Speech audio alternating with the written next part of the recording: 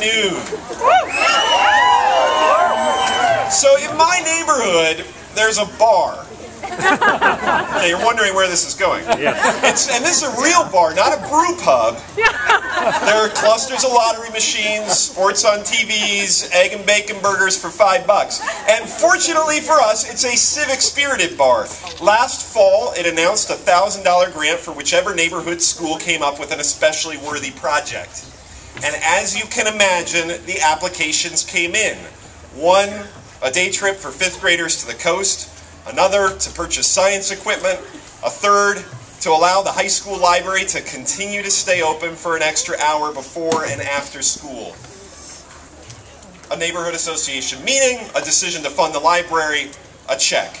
And this is education in Oregon, where schools come begging for a handout from a bar. This is education in Oregon, where a sophomore doesn't have a second period because every class is already filled up to the cap of 41.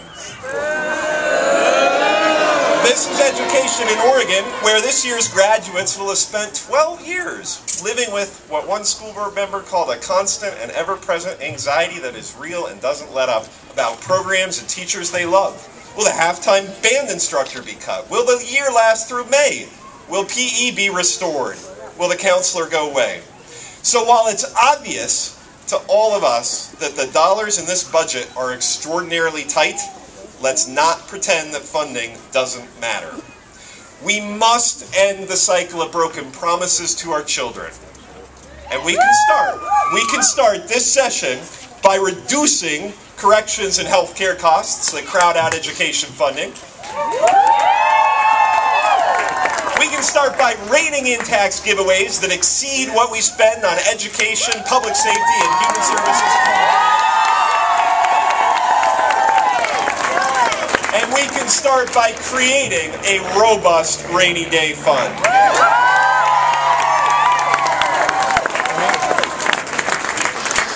But while we can't stop talking about funding, we can't talk about funding, then stop.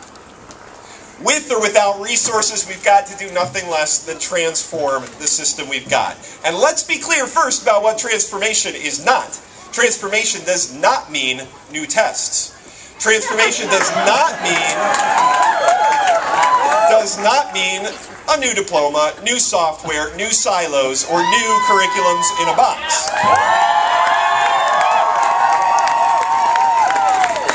Real transformation requires re-envisioning a system that in many ways has been built to serve adults.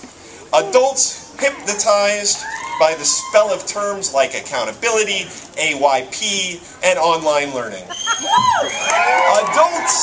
Adults who have allowed their need for control, for data, and predictability to stand in the way of change. So as the legislature weighs its options for transformation, we should be guided by a single premise, and it is the only premise that matters in education. Students blossom when their soil has been tended by confident, well-trained, creative teachers.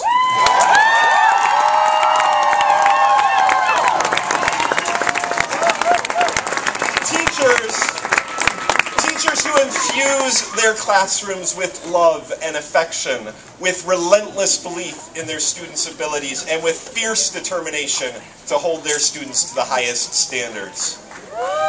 Teachers who know their students well enough to put just the right book in their hands. Nothing short of this will lever our students forward. So legislators must lean into this challenge. We must accept our moral obligation to create a system that serves children, not adults. We must do this not as Democrats or Republicans, but as Oregonians.